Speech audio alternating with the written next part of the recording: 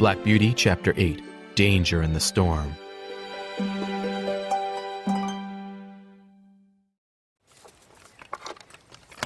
One late autumn day, John hitched me to the high-wheeled cart. Then he and the squire climbed in, and we drove out through the gate. The squire had to go to a certain town on business. The town was several hours away, but I didn't mind the work. The cart was light and easy to pull, and the weather was brisk and cool. It had rained a lot recently, so there were puddles everywhere. The wind blew fallen leaves across the road in colorful showers. Soon we reached the first toll bridge. The river was high because of all the rain. The flat wooden bridge was just a few inches above the water. The toll keeper stepped out of his hut. "The river's still rising," he told the squire and John. "I'm afraid it could be a bad night." The squire looked out at the bridge.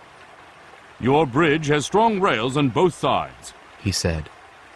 "I doubt you'll have any trouble here, but we'll be careful." We crossed the bridge and continued on our way. When we reached the town, John took me to a local stable to rest and eat while the squire went to take care of his business. By the time the squire reappeared, it was late afternoon. We started for home. "The wind is getting worse," John said as we drove out of town. "I don't think we've ever been out in such a terrible storm." The road passed some fields and then entered a forest. The wind whipped the tree branches around overhead, making me a little nervous. The squire also sounded nervous as he spoke. "I wish we were out of this forest," he said. "Me too." John agreed. "I hope none of these branches fall on us." Just as he spoke, there was a loud crack above us. A second later, a large limb crashed down onto the road ahead, blocking our way. The noise and surprise startled me terribly. I stopped short and trembled. Many horses would have spun around and run away, but I had learned not to do that, and so I stood as still as I could. John jumped out and hurried to my head. "Good boy," he said. "It's okay, there's nothing to fear. It missed us." "Yes, but barely. The squire said. And now we can't go on. What should we do?" They decided we would have to go back to the last crossroads and take a different way home.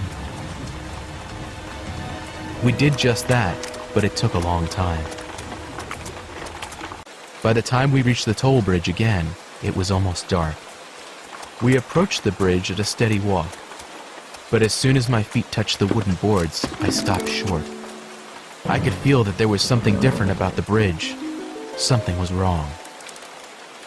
"Go on, Beauty," called the squire. He flicked the whip lightly to urge me forward.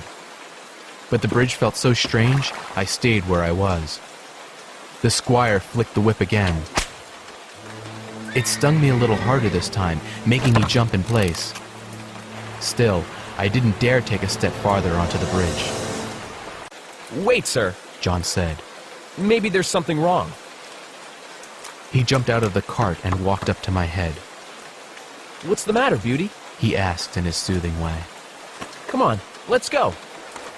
At that moment, the toll keeper burst out of his hut on the far side of the river. He waved the light around over his head and let out a shout. "Stop! Stop!" he cried. "The bridge is broken in the middle. If you try to cross, you'll end up in the river." "Oh my, The squire exclaimed. what a close call."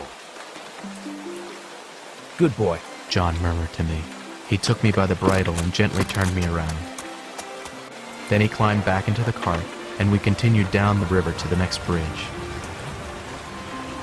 It was built much higher over the water, and we crossed safely. When we finally arrived home, it was well after dark. We found the mistress waiting up for us despite the late hour. "Are you safe?" She cried, hurrying out to greet us. "I was so worried." "Yes, my dear. The squire said. We are safe. but only thanks to our fine black beauty. If he hadn't been wiser than John and me, we all would have been swept into the river and drowned.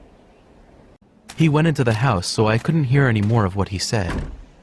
But I was so tired after the long journey, I didn't mind. John took me to the stable and unhitched me. Then he gave me a warm mash with lots of extra carrots, along with extra pats and praise.